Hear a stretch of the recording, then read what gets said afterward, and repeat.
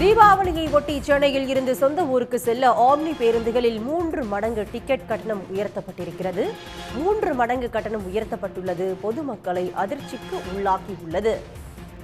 17ஆம் தேதி சென்னையில் இருந்து பல்வேறு ஊர்களுக்கு செல்லக்கூடிய நிலையில் ஆம்னி பேருந்துகளில் 3 மடங்கு கட்டணமானது உயர்த்தப்பட்டிருக்கிறது.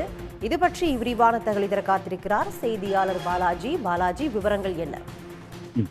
தீபாவளி பண்டிகை வரும் 20ஆம் தேதி கொண்டாடப்பட உள்ளது. இதன் காரணமாக சென்னையிலிருந்து பொதுமக்கள் தங்களது சொந்த ஊருக்கு செல்ல தயாராகி வருகின்றனர். இந்த நிலையில் தமிழக அரசு போக்குவரத்து கழகம் சார்பில் தீபாவளி பண்டிகையொட்டி 20,000 பேருந்துகள் இயக்கப்படும் என்று ஏற்கனவே அறிவிக்கப்பட்டுள்ளது. இந்த நிலையில் வரும் 17ஆம் தேதி தீபாவளி பண்டிகையொட்டி சென்னையிலிருந்து பெரும்பாலான மக்கள் தங்களது சொந்த ஊருக்கு செல்வது திட்டமிட்டு இருக்கிறார்கள். இந்த நிலையில் தான் ஆம்னி பேருந்துகளின் கட்டணம் என்பது தற்போது 3 மடங்கு அதிகரித்துள்ளது. வழக்கமாக சென்னையிலிருந்து திருநெல்வேலிக்கு 1,800 ரூபாய் வரை அதிகபட்சமாக கட்டணம் வசூலிக்கப்படும். தற்போது இந்த கட்டணம் என்பது 5,000 வரை நிர்ணயம் செய்யப்பட்டுள்ளது. அதே போல சென்னையிலிருந்து கோயம்புத்தூருக்கு வழக்கமாக 1,200 ரூபாய் வரை அதிகபட்ச கட்டணம் வசூலிக்கப்படும் நிலையில் தற்போது அதிகபட்சமாக 3,000 வரை இந்த கட்டணம் என்பது நிர்ணயம் செய்யப்பட்டுள்ளது.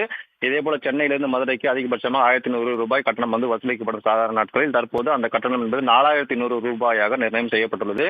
அதே போல சென்னையிலிருந்து நாகர்கோவிலுக்கு வழக்கமாக 1,500 ரூபாய் வரை அதிகபட்சமாக கட்டணம் வசூலிக்கப்படும் நிலையில் தீபாவளி பண்டிகையொட்டி வரும் 17ஆம் தேதி சென்னையிலிருந்து நாகர்கோவிலுக்கு செல்வதற்காக 4,000 ரூபாய் வரை அதிகபட்சமாக ஆம்னி பேருந்துகளில் கட்டணம் என்பது நிர்ணயம் செய்யப்பட்டுள்ளது.